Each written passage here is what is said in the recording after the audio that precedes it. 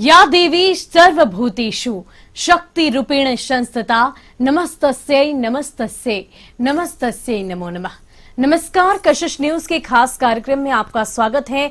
मैं हूं शुभे मिश्रा आपके साथ। आज नवरात्र के 5वें दिन मां के सभी भक्तों को मेरा प्रणाम। पंचांग के अनुसार आज के दिन भगवती के 5वें और 6ठे स्वरूप का एक ही दिन पूजन किया जाएगा। आज नवरात्र के खास दिन कैसे करें मां की उपासना, हमारे साथ आधे घंटे तक जुड़े रहेंगे आचार्य डॉक्टर राजनाथ झा। उनसे बातचीत करेंगे, आचार्य जी से जानेंगे कि कैसे करें स्कंद माता और मां कात्यायनी की आराधना। आचार्य जी, आपका बहुत बहुत स्वागत है कशिश न्यूज पर। और मां कात्यायनी की अगर बात करें या स्कंद माता की बात करें तो दोनों के ही पूजन की बात आपने कही कि पंचांग के अनुसार आज ही दोनों का संयोग बन रहा है। ऐसे में इसके पीछे की क्या वजह है? दरअसल इस वर्ष क्या है ना, इस वर्ष पंचमी षष्ठी तिथि का लोप है।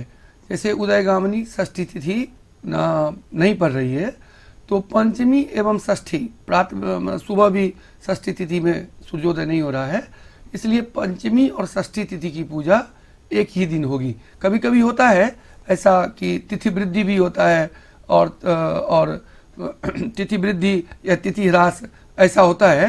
तो षष्ठी तिथि का सूर्योदय गामिनी लोप होने के कारण पंचमी और षष्ठी तिथि का पूजन एक ही दिन होगा, यानी स्कंद माता और कात्यायनी रूप का पूजन एक ही दिन आज ही के दिन किया जाएगा। और सर्वप्रथम स्कंद माता की पूजा होगी सविध, जैसे लोग करते हैं। उनकी सविध पूजा समाप्त होने के बाद पुनः कात्यायनी की पूजा होगी। और कात्यायनी निमित्तक आज कई जगह ऐसा होता है कि बेलनोती, अपने बिहार में कई जगह बेलनोती वगैरह करने का भी विधान है, जो बिल्लू वृक्ष के पास जाकर माँ को लोग निमंत्रण देते हैं। और सप्तमी के सुबह में प्रातःकाल वो बिल्लू वृक्ष और नवपत्रिका को ला करके माँ के द्वार आते हैं और फिर माँ का पट खुलता है। तो बिल्वाभिमंत्रण का भी मुहूर्त आज ही के दिन है। आज ही के सायं बेला में सायाह्न में बिल्वा माता का बिल्वाभिमंत्रण भी किया जाएगा, जो गाजे बाजे के साथ समस्त गांव क्षेत्र में ज़्यादा ये देख बिल्वाभिमंत्रण की प्रक्रिया, क्योंकि शहरों में तो अब कहाँ बिल्लू का वृक्ष है, यदा कदा कहीं कहीं होता भी है, लेकिन गाँव में तो प्रायः सभी गाँव में बिल्वाभिमंत्रण माता का किया जाता है। बड़े उत्साह से समस्त ग्रामीण लोग, भक्त लोग, पुजारी लोग सब मिल करके शाम में बिल्लू वृक्ष के पास जाते हैं और माता को वहाँ निमंत्रण देते हैं और फिर सप्तमी के सुबह माता को लेकर के आते हैं। तो ये दोनों पूजाएं आज के दिन ही संपादित होगी। क्योंकि आपने बिल्वाभिमंत्रण का जिक्र किया, ऐसे में हम जानना चाहेंगे कि इसके पीछे की भी क्या वजह है, इसके पीछे भी कोई पौराणिक कथा रही होगी? हाँ, बिल्लू के वृक्ष में श्री राम बिल्लू के वृक्ष श्री वृक्ष कहा जाता है। वो मतलब बिल्लू में भगवती का वास होता है। उसमें युग्म बेल जो होता है ना, एक ही शाखा में 2 बेल निकला हुआ रहता है। ऐसा नहीं कि किसी भी बेल में माँ का निमंत्रण होता है। एक बेल की शाखा में 2 बेल निकला हुआ रहता है, उसी में पीले वस्त्र से और विधिवत पूजा होता है। उसका पद्धति है, उसका दुर्गा पूजा पद्धति। तो उस पद्धति के अनुसार माँ को निमंत्रण दिया जाता है और उसमें बजाते आचार आरत वगैरह जो होता है ये सब लेकर के माँ को निमंत्रित किया जाता है। और माँ जो है वो बिल्लू वृक्ष में वास करती हैं। साथ ही उनके साथ नवपत्रिका होता है, 9 तरह का पत्ता, हाँ, कचू का पत्ता, धान, ये सब जो होता है, दारिम, अशोकनाशना, अशोक वृक्ष जो है वो शोक को नाश करने वाला है, मेना का पत्ता, इस तरह से नवपत्रिका होती है। उन 9 पत्रों के साथ बिल्लू लेकर के माँ का पट खुलता है। तो ये सप्तमी को होता है, परंतु उसका निमंत्रण आज ही होगा। हाँ, और आज को ये निमंत्रण दिया जाएगा। और आज 2 रूपों का, माँ का 2 रूपों का पूजन भी होगा, जो स्कंद माता और उसके बाद 6ठे रूप में कात्यायनी माँ का पूजा होगा। जी, तो सबसे पहले हम स्कंद माता को लेकर अपने दर्शकों को जानकारी देना चाहेंगे, क्योंकि स्कंद माता के साथ साथ आज कात्यायनी माँ की भी आराधना होनी है। ऐसे में स्कंद माता के पूजन को लेकर क्या विधि विधान है, इसकी पूरी जानकारी दें। हाँ, सबसे पहले मैं माता स्कंद माता का ध्यान करना चाहूंगा। उनका ध्यान है सिंहस्तगता नित्यम पद्माश्रित करद्वया शुभदास्तु सदा देवी स्कंद माता यशस्विनी। स्कंद जो है ना, स्कंद नाम है कार्तिकेय का। कार्तिकेय शिव के पुत्र जो कार्तिक और गणेश है ना, तो कार्तिक की माता स्कंद माता, वही स्कंद की माता है। ये इनका जो है ना, इनकी कृपा बहुत होती है। कहा जाता है कि स्कंद माता की आराधना से मूर्ख भी विद्वान हो जाते हैं। अगर कोई व्यक्ति ऐसा है कि उसको पढ़ने में रुचि नहीं है, बहुत प्रयास करने के बाद भी पढ़ाई लिखाई से उसका संयोग नहीं है, तो स्कंद माता का पूजन करे, स्कंद माता का स्तोत्र का पाठ करे, तो विद्या में रुचि जगेगी, विद्या में अध्ययन करने में उसका रुचि बढ़ेगा। तो स्कंद माता विद्या भी प्रदान करती हैं, साथ ही कार्तिकेय की माता हैं। और कमल के आसन पर, कमल फूल जो है ना, कमल फूल का आसन है, उस आसन पे माता विराजती हैं। तो स्कंद माता का ऐसा महत्व हमारे सनातन धर्म में, हमारे ग्रंथों में दिया गया है। तो स्कंद माता का रूप ही है सिंहस्ता गतादित्यम पद्माश्रित करद्वया शुभदास्तु सदा देवी स्कंद माता यशस्विनी। ऐसी स्कंद माता को आज के दिन विधिवत सभी भक्तों को, सभी व्यक्तियों को श्रद्धा भक्ति नियम संयम पूर्वक पूजन करना चाहिए, अपना श्रद्धा सुमन अर्पित करना चाहिए। जी, तो अगर माँ स्कंद माता की अगर हम बात करें तो उनके पूजन को लेकर आपने विधि विधान की तो चर्चा की, लेकिन पूजन सामग्री में किन चीजों का ख्याल रखते हुए उन्हें पूजा के दौरान रखना चाहिए और उन्हीं सामग्री के द्वारा स्कंद माता की पूजा करनी चाहिए? दरअसल ये तो क्रम अभी चल ही रहा है, प्रतिपदा से लेकर के जब से कलश स्थापन हुआ है, प्रतिदिन पूजा का जो विधान है वो विधान चल ही रहा है। और उसी तरह से प्रतिदिन पूजा, आज कुछ विशेष पूजा होती है, गज पूजा आदि विशेष पूजा की जा, विशेष पूजा आज नहीं, जिस तरह से आप पूजा करते आ रहे हैं। लेकिन अगर आप स्कंद माता को प्रसन्न करना चाहते हैं, उनका अनुव्रजन करना चाहते हैं, उन्हें आप आत्मसात करना चाहते हैं, तो स्कंद माता का मंत्र है ह्रीं क्लीं स्वामिन्यै नमः। ह्रीं क्लीं स्वामिन्यै नमः। इस मंत्र का अगर आज आप अधिक से अधिक जप करते हैं तो माता प्रसन्न होती है, और माता के प्रसन्न होने से विद्या, बुद्धि, यश, सम्मान, प्रतिष्ठा आदि की प्राप्ति होती है, दुखों का निवारण होता है। तो जो भी व्यक्ति, मैं पूर्व में भी बताया हूं कि जो दीक्षित व्यक्ति हों वो इस मंत्र का जप कर सकते हैं। पांचवें पूजा को जितना अधिक से अधिक इस मंत्र का आप जप करेंगे तो आप में एक अलौकिक शक्ति की प्राप्ति होगी। परंतु विश्वासो फलदायक, शास्त्र कहता है आपको अटूट विश्वास रखना पड़ेगा भगवान में, भगवती में। जब तक आप श्रद्धा और विश्वास से उनका अनुव्रजन नहीं करेंगे, उनका पूजन नहीं करेंगे, तब तक आपको फल की प्राप्ति नहीं होगी। अगर आप अटूट आस्था से माँ जगदम्बा का पूजन करते हैं और कुछ ही समय, मतलब थोड़ा सा समय भी अगर आप ध्यान पूर्वक, श्रद्धा पूर्वक आप उनके श्री चरणों में मंत्र, जप, पूजा अर्पण करते हैं, तो निश्चय ही आपके लिए माता का वरदान, आप माता का आशीर्वाद कल्याणकारी होगा और आपके समस्त दुखों का नाश होगा। तो स्कंद माता का ये जप है। साथ ही आज के दिन आप पूजा विधि तो वही है, परंतु पूजा विधि के बाद अगर आप आज भोग लगाना चाहते हैं कुछ विशेष चीज, तो स्कंद माता को आप केले का भोग लगा सकते हैं। केला फल जो है ना वो बहुत प्रिय है माता को फल में, तो आप उनके निमित्त आज जो है केले का प्रसाद चढ़ाएं। और केले का प्रसाद चढ़ाने से माता बहुत प्रसन्न होती हैं और आपके लिए भी लाभकारी होता है। कहा जाता है कि स्कंद माता को अगर केले का प्रसाद चढ़ाएं तो शारीरिक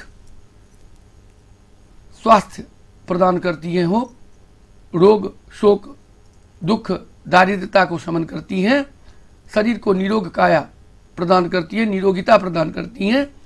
तो आज के दिन विशेष भोग में आप स्कंद माता को केला फल का भोग लगाएं तो भक्तों के लिए बहुत ही हितकारी होगा और शुभ फलदायी होगा। जी, आपने भोग की चर्चा की, केले के फल की चर्चा की। इसके अलावा अगर हम स्कंद माता की अपने ऊपर कृपा दृष्टि की बात करें, क्योंकि आपने बताया कि पढ़ाई लिखाई में जिसकी रुचि ना हो, खास करके छात्र के लिए ये स्कंद माता की आराधना बेहद ही अनिवार्य है। ऐसे में छात्रों को लेकर आप क्या कुछ कहेंगे, क्योंकि उन्हें भी पूजन के दौरान किन बातों का ख्याल रखना चाहिए, इसकी पूरी विस्तृत जानकारी दें। देखिए, छात्र जन को जैसे है ना, छात्र हम लोग तो मतलब हमारे सनातन धर्म परंपरा में तो विद्या की देवी भी है, हर चीज के देवी है, धन के देवी लक्ष्मी, तो मां विद्या की देवी सरस्वती की आराधना की जाती है। सरस्वती, तो सरस्वती मैं बताया ना कि एकैव शक्ति परमेश्वरस्य भिन्नास् चतुर्धा व्यवहार काले समरेषु काली भोगे भवानी। परमेश्वर के एक ही शक्ति है और वही शक्ति जो है ना विभिन्न कार्यों के लिए विभिन्न रूप लेती है। समरे तु काली, अगर समर में जाना है तो काली का रूप धारण कर लेती है, अगर विद्या प्रदान करना है तो सरस्वती का रूप धारण कर लेती है, अगर धन प्रदान करना है तो लक्ष्मी की रूप धारण करती हैं, और अगर दुष्टों का समन करना है तो बगलामुखी का रूप धारण करती है। अगर सभी को समन करना है, पूरे सृष्टि पर अपना एक ऊर्जा रखना है तो मां दुर्गा की रूप धारण करती है। तो एकैव शक्ति वो परमेश्वरी हैं, तो तत्तद निमित्त होती हैं, रूप धारण करती हैं। तो स्कंद माता भी विद्या प्रदान करती हैं और इसके लिए दुर्गा सप्तशती का पाठ करें। जो छात्र संपूर्ण दुर्गा सप्तशती का पाठ नहीं कर सकते तो आप दुर्गा जी का 32 नाम हर दुर्गा सप्तशती में रहता है। दुर्गा दुर्गति समनी, दुर्गा पद निवारणी, तो दुर्गा जी का 32 नाम का आप पाठ कीजिए। इससे आपको बहुत ही श्रेष्ठ फल प्राप्त होगा और पढ़ाई में रुचि भी जगेगी, माता की भी कृपा होगी और सानंद पूर्वक आप अपना जीवन व्यतीत करेंगे। जी आचार्य जी, अगर हम माँ दुर्गा की बात करें तो उन्हें शक्ति की देवी कहा जाता है, लेकिन ये भी जानकारी आती है सामने कि कहीं ना कहीं जो गलत शक्तियां होती है वो भी इस दौरान काफी ज्यादा सक्रिय हो जाती है। इसको लेकर जो भक्तजन हैं उन्हें किस तरह की तैयारी करनी चाहिए? दरअसल ये अगर वही तो है कि अगर कोई गलत शक्ति, मतलब अगर जहां पर कहें देवता है तो राक्षस का भी अस्तित्व है, हाँ, अच्छे लोग हैं तो बुरे लोग का भी अस्तित्व है। अच्छा बुरा, जब अच्छा दोनों नहीं रहेगा तो अच्छा बुरा का डिफिनेशन ही नहीं होगा। हाँ, देव असुर, तो अगर देव असुर नहीं होगा तो देव असुर, तो ये दोनों तत्व तो है ही, मतलब नकारात्मक और सकारात्मक, ये दोनों सृष्टि में प्रभावित है। तो इसी के लिए जो है ना दुर्गा सप्तशती का जो आप पाठ करते हैं उसमें अर्गला, कील, कवच जो पूर्व में दिया गया है वही है। उसे करने से जो नकारात्मक शक्तियां हैं वो आपके ऊपर प्रभावी नहीं होता। कवच मतलब क्या? ढाल, कवच धारण करना यानी ढाल धारण करना। जैसे लोग आज के दिन में कवच मतलब बुलेट प्रूफ जिसको कहते हैं, हाँ, तो वही हुआ कि हमारे शरीर पे कोई आघात न करे, इसलिए जैसे लोग बुलेट प्रूफ धारण करते हैं वही कवच हुआ। इसीलिए दुर्गा सप्तशती में सर्वप्रथम अर्गला मतलब क्या होता है? केवाड़ी को अर्गला लगा। पहले के जमाने में केवाड़ी में एक ऐसा डंडा मतलब ऐसा दिया जाता था, उसको अर्गला कहते थे। फिर कील, छिटकिली लगा देते थे, कीलकम, फिर कवचम, फिर लोग कवच धारण करते थे घर में सुनसान जगह पे। तो अर्गला, कील और कवच ये जो है ये नकारात्मक शक्तियों से दूर रखने के लिए सर्वप्रथम किया जाता है। अतः ये करने से कोई नकारात्मक शक्ति आपके ऊपर प्रभावी नहीं हो सकता। तो जी आचार्य जी, फिलहाल आप हमारे साथ बने रहिए और लेते हैं एक छोटा सा ब्रेक। इस खास कार्यक्रम में फिर लौटेंगे और पूरी जानकारी मां कात्यायनी को लेकर आपको देंगे। तो ब्रेक के बाद कशिश न्यूज के तमाम दर्शकों का बहुत बहुत स्वागत है। इस खास कार्यक्रम में मां दुर्गा के 9 स्वरूपों की चर्चा हम कर रहे हैं। उनकी पूजा कैसे करनी है, उनकी आराधना कैसे करनी है, इसकी जानकारी आप तक पहुंचा रहे हैं। और आज पंचमी और षष्ठी दोनों ही पूजा है। माता के स्कंद माता और साथ ही साथ कात्यायनी, इन दोनों स्वरूपों की पूजा आज की जानी है। और ब्रेक के पहले हमने आपको स्कंद माता के बारे में पूरी जानकारी आचार्य जी से दी, लेकिन अब हम बात करेंगे मां कात्यायनी को लेकर कि मां कात्यायनी की क्या विशेषता है, उनके पूजन के क्या विधि विधान है, इस पर पूरी चर्चा करने के लिए हमारे साथ जुड़े हैं आचार्य डॉक्टर राजनाथ झा। उनसे बातचीत करते हैं और मां कात्यायनी की विशेषता के बारे में सबसे पहले जानते हैं। आचार्य जी। हाँ, बिल्कुल। आज छठे रूप में माँ कात्यायनी की पूजा होती है। कात्यायनी का ध्यान हमारे शास्त्रकारों ने बताए हैं कि चंद्रहासो जो करा शादुर्लभर वाहना, कात्यायनी शुभम दद्यात देवी दानव घातिनी। चंद्रहासो जो करा सादुर्लभर वाहना, कात्यायनी शुभम दद्यात देवी दानव घातिनी। माँ कात्यायनी का रूप है। कात्यायनी भगवती हैं, साक्षात वरदायिनी है, बहुत से वर प्रदान करती हैं। ये कात्यायनी की कई चर्चाएं हैं। कात्यायनी को कृष्ण से जोड़ के देखा गया है। कात्यायनी को कात्यायन ऋषि के पुत्री के रूप में देखा गया है। तो कात्यायनी वरदायिनी है। कात्यायनी की कई जगह हमारे भारतवर्ष में माँ कात्यायनी भगवती का मंदिर भी है और उस मंदिर में भव्य रूप से, बहुत विशिष्ट रूप से उनकी आराधना भी होती है। तो माँ कात्यायनी का रूप जो है ना, वो धर्म, अर्थ, काम, मोक्ष, पुरुषार्थ चतुष्टय प्रदान करने वाली है। कात्यायनी देवी अगर प्रसन्न हो तो पुरुषार्थ चतुष्टय की प्राप्ति हो। और प्रायः मानव जीवन में लोग आते हैं तो पुरुषार्थ, कृष्ण ने भी गीता में कहा है, पुरुषार्थ चतुष्टय की चर्चा की है। और पुरुषार्थ, सनातन धर्म में पुरुषार्थ चतुष्टय प्राप्ति की महत्ता जो है ना, विशेषता जो है ना, वो प्राचीन काल से हमारे ऋषिगण करते आ रहे हैं। और आज भी ऐसे ऐसे विद्वान हैं और ऐसे ऐसे व्यक्ति हैं जो पुरुषार्थ चतुष्टय कामना से यहाँ हैं और अंत में मोक्ष की प्राप्ति को साधन करने का उनका जीवन प्रयत्नशील रहता है। तो माता कात्यायनी पुरुषार्थ चतुष्टय प्रदान करने वाली हैं। और माता कात्यायनी का भी एक खास ऐसा है कि ये जो दाम्पत्य जीवन पे इनका बहुत सारा प्रभाव है। जो मतलब कितने लोगों के बच्चों का शादी नहीं हो रहा होता है, बहुत परेशान रहते हैं अभिभावक जी। और बच्चियों की शादी नहीं होता है। कई तरह के उसमें कई जगह शादी होकर के शादी टूट जाती है, मंगली है, ये है, वो है, बहुत तरह से बहुत ऐसे लोग हैं जो बहुत सारी समस्याएं होती है दाम्पत्य जीवन में और शादी तय होने में। तो ऐसे जो व्यक्ति है ना, जिनकी शादी में कोई तरह का उलझन हो रहा है, शादी का शुभ लग्न नहीं बन रहा है, यदि शादी होकर के दाम्पत्य जीवन बहुत अच्छा नहीं चल रहा है, उनकी देवी कात्यायनी है। कात्यायनी की उपासना करने से, कात्यायनी भगवती का पूजन करने से आपका दाम्पत्य जीवन सुखद होता है। साथ ही कुमारी कन्याओं का शीघ्र शादी का लग्न बनता है। और इसका मंत्र है ओम कात्यायनी महामाये महायोगिन्यधीश्वरी नंद गोप सुतम देवी पतिम में कुरुते नमः। एक बार पुनः आप लोगों के समक्ष ये मंत्र रखना चाहूँगा।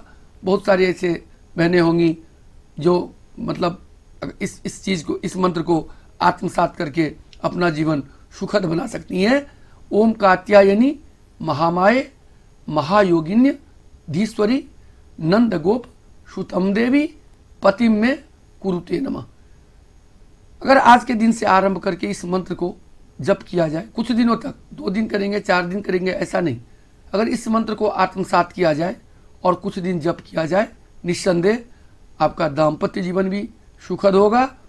और अगर शादी विवाह के लग्न में कहीं से भी बाधाएं आ रही हैं, रुकावटें आ रही हैं, कोई तरह का उलझन है, परेशानियां हैं, कई जगह शादी आपका तय होकर के कट जा रहा है, नहीं हो पा रहा है और उससे आप परेशान हैं, आपके पारिवारिक जन परेशान हैं, तो माता अवश्य ही कल्याण करेंगी। और ये अनुभूत है, बहुत लोग इस मंत्र का लाभ ले चुके हैं।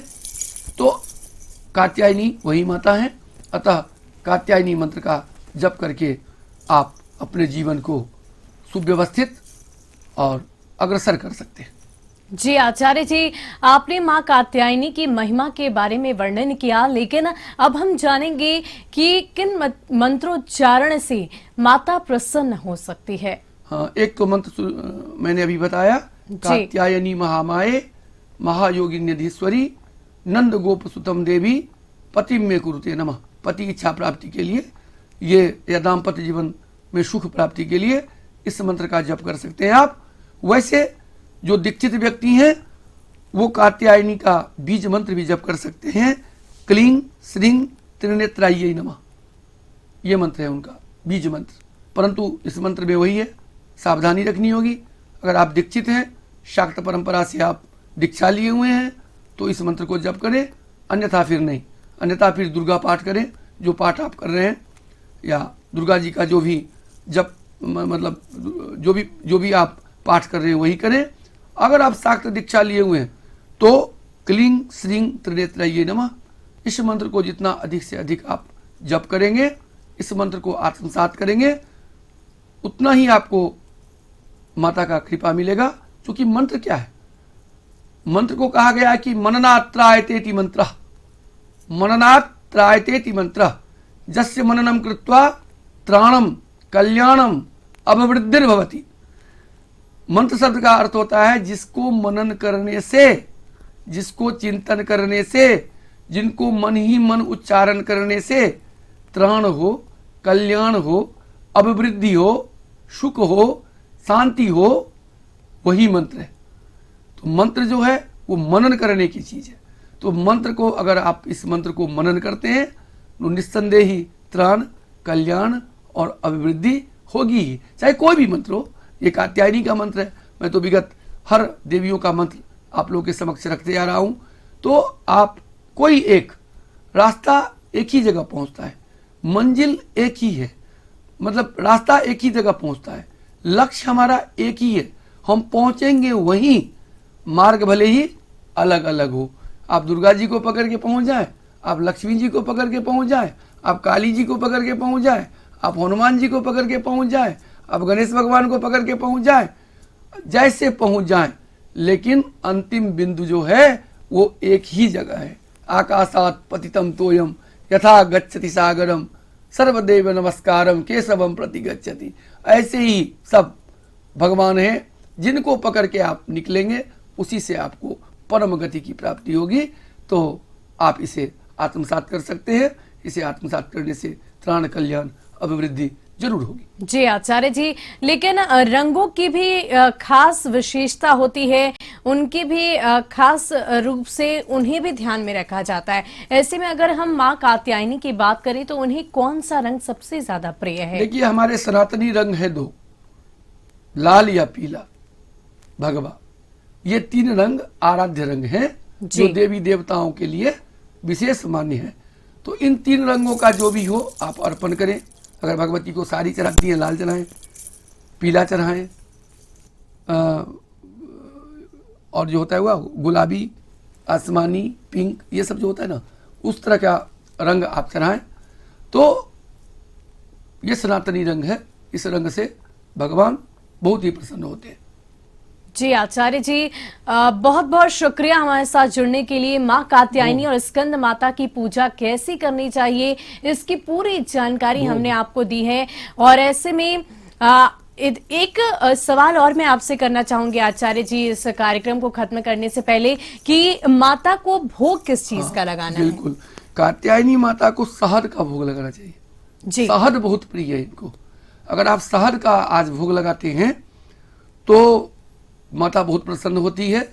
और खासकर शहद के भोग लगाने से आकर्षण शक्ति में भी वृद्धि होती है और आप में एक अलग तरह का ऊर्जा का प्राप्ति होता है। तो कात्यायनी भगवती को शहद का भोग लगाएं। जी, तो बहुत बहुत शुक्रिया हमारे साथ जुड़ने के लिए राजनाथ झा जी, आचार्य जी। और हमने पूरी जानकारी आपको इस एपिसोड में दी है कि कैसे माँ कात्यायनी और स्कंद माता की पूजा करनी है। फिर मुलाकात होगी अगले एपिसोड में, माँ के अलग स्वरूपों की चर्चा करेंगे। फिलहाल के लिए हमें दीजिए इजाजत, देखते रहिए कशिश न्यूज। नमस्कार।